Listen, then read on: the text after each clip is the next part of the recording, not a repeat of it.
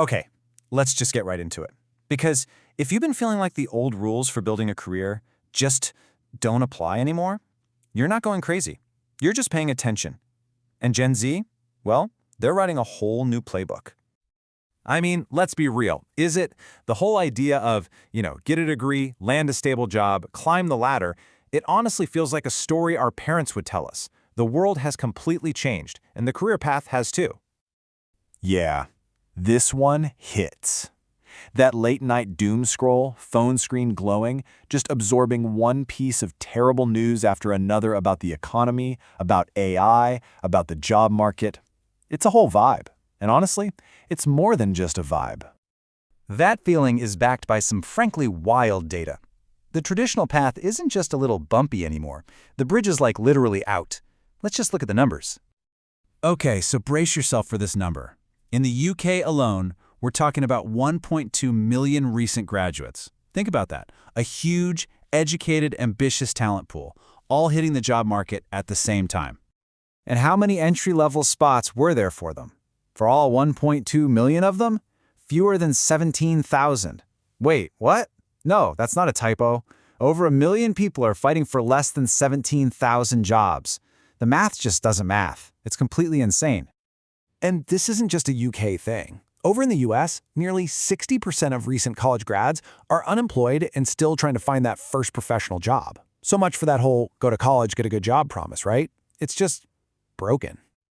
Okay, so this is where it gets really wild. The whole panic is AI is stealing our jobs. But if you look closer, it's not really killing jobs, it's killing tasks. And specifically, it's killing the boring, repetitive tasks that used to be the entry-level jobs. A junior market research analyst, AI can do 53% of their work, but their manager, only 9%. A sales rep, a massive 67% of junior tasks can be automated, while only 21% of the senior-level work can be. So here's the bottom line. That first rung on the career ladder, the one where you do the grunt work and learn the ropes, it's just gone. It's been automated away. The system is basically telling an entire generation to start on step 3, but it completely removes steps 1 and 2. So what does this actually feel like for the generation trying to start their lives right in the middle of all this chaos? Well, you're not going to be surprised that the data on the emotional toll is just as stark as the economic data.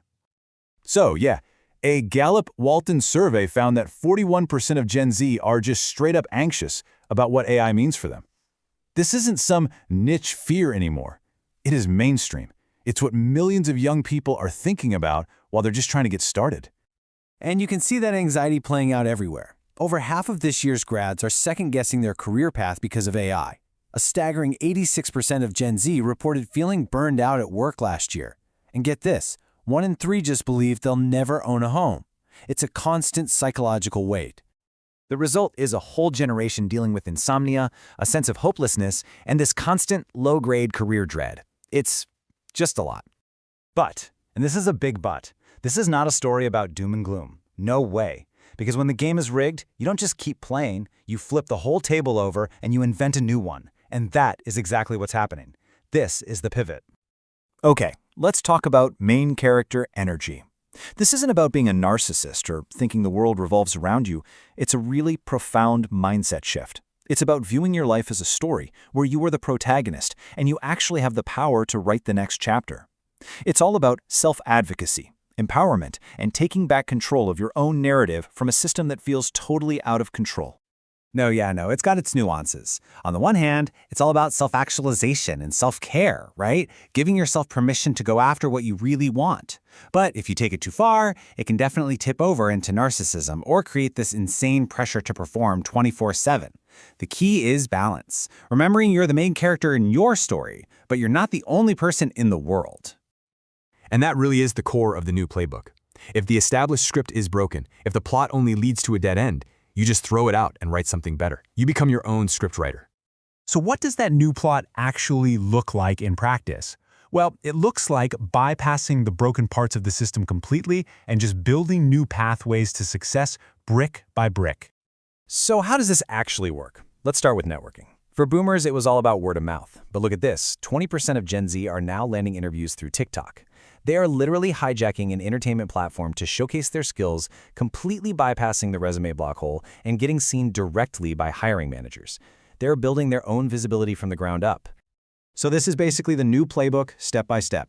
First, you ditch the blind applications. Seriously, why scream into a void when you can find a referral? Second, they're forcing experience, not waiting for a job, but building a portfolio right now on sites like Upwork. Third, they're using micro-internships to get paid, verifiable experience. And finally, the big one, building a side hustle to create a financial safety net in a totally unstable market. And let's be super clear, this isn't some fringe idea. This is the new normal. Almost half, 48% of Gen Z already has a side hustle. That's a massive shift. They are diversifying their income from the absolute second they enter the workforce. And these aren't just for pocket money. The average side hustle brings in an extra $891 a month. That's a car payment, that's rent, that's student loans. It's a meaningful financial buffer that gives them agency and options that a single precarious job just can't. This is the foundation of a modern portfolio career, built for resilience, not for loyalty to one company. So this is the big question it all leaves us with. We've spent a century obsessed with this idea of climbing the corporate ladder. But if AI and a broken market have basically sawed off the bottom rungs, what if the goal isn't to climb anymore? What if the end goal is to build something wider, more stable, and entirely your own?